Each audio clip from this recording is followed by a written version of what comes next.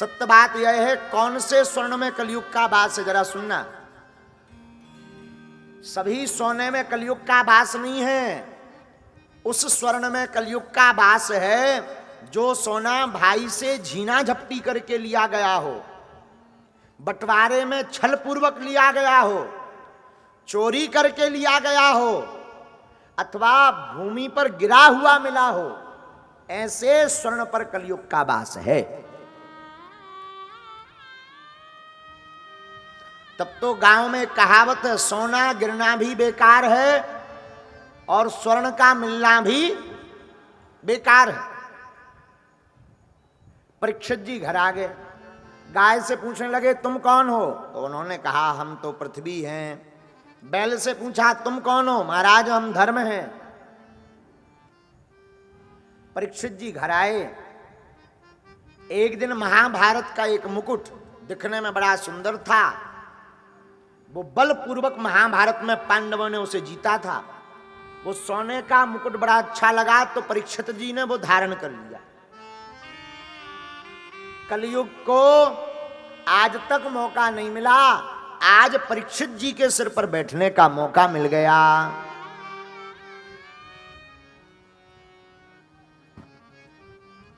आज तक परीक्षित जी शिकार खेलने नहीं गए, आज गए। शिकार तो मिला नहीं। एक महात्मा आंख मूंछ करके भगवान का ध्यान कर रहे थे। उन महात्मा को ध्यान करते देखा समीक ऋषि को, तो नाराज हो गए। कलयुग का प्रभाव सिर पे पड़ गया, मस्तक पर। ए बाबा, झूठी समाधि लगाकर बैठ गया, पानी पिला। महात्मा तो ध्यान मग्न थे, कोई जवाब नहीं दिया। तो राजा परीक्षित ने एक मरा हुआ सांप महात्मा के गले में डाल दिया। महात्मा तो ध्यान में थे, कोई अता पता नहीं।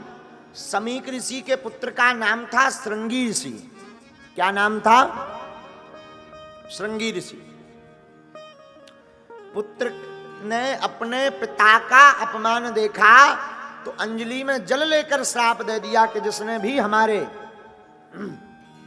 पिता का ऐसा अपमान किया उसकी आज से ठीक 7वें दिन तक्षक नामक नाग के काटने से मृत्यु हो जाए। समीक ऋषि को बाद में पता लगा तो बड़े पछताए। बेटा, वो बड़े धर्मात्मा थे, उन्हें मरने का श्राप नहीं देना चाहिए। राजा परीक्षित को खबर दी कि तुम्हें श्राप मिल गया। तो राजा परीक्षित जी ने घर बार छोड़ करके गंगा के किनारे स्थान ले लिया। बड़े बड़े महात्मा पधारे। राजा परीक्षित जी सबसे पूछते, महाराज जिसकी मृत्यु निश्चित हो उसे क्या करना चाहिए? किसी ने कोई उपाय बताया, किसी ने कोई उपाय। उसी समय श्री सुखदेव जी महाराज का आगमन हुआ और प्रणाम किया परीक्षित जी ने। तो प्रश्न किया, महाराज आपसे मैं कुछ पूछना चाहता हूं, बोलो।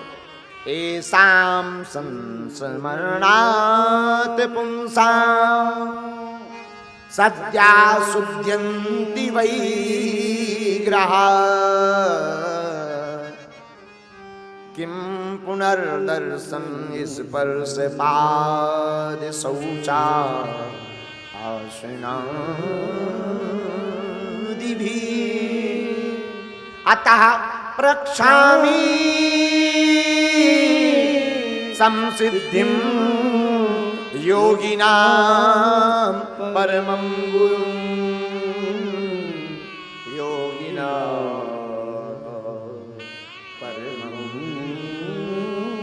गुरुं। आप योगियों के परम गुरु हैं। भगवान हमें श्राप मिली, 7वें दिन तक्षक नामक नाग काटेगा, हम मर जाएंगे, हमें कोई चिंता नहीं। बस एक बात जानना चाहते, म्रियमाणस्य किम कर्तव्यम, जो इसको मरना है उसका कर्तव्य क्या है, बस ये बता दो। ध्यान से सुनना, बहुत अद्भुत कथा है। महाराज अगर बता ही रहे तो जरा विस्तार पूर्वक बता देना है आप। हे सुखदेव जी, योगियों के परम, योगी नाम परमम गुरु, ये भी बता देना सुनना क्या चाहिए और क्या नहीं सुनना चाहिए। महाराज भजन किसका करना चाहिए? जीव का कर्तव्य क्या है? आप जरा विस्तार। महाराज मैं निवेदन करूं, जिसकी मृत्यु 7वें दिन निश्चित हो उसे क्या करना चाहिए, बस इतना बता। और ये प्रश्न राजा परीक्षित का नहीं है ना, ये हम सबका प्रश्न है, क्योंकि हमारी आपकी सबकी मृत्यु 7 दिन के अंदर ही होती है। चाहे मंगलवार को मरो या बुधवार को, गुरुवार को मरो या शुक्रवार को, मरना 7 ही दिन के अंदर है। अब स्पेशल तुमने 8वां बना लिया हो तो राम जी जाने। बोलो सीताराम।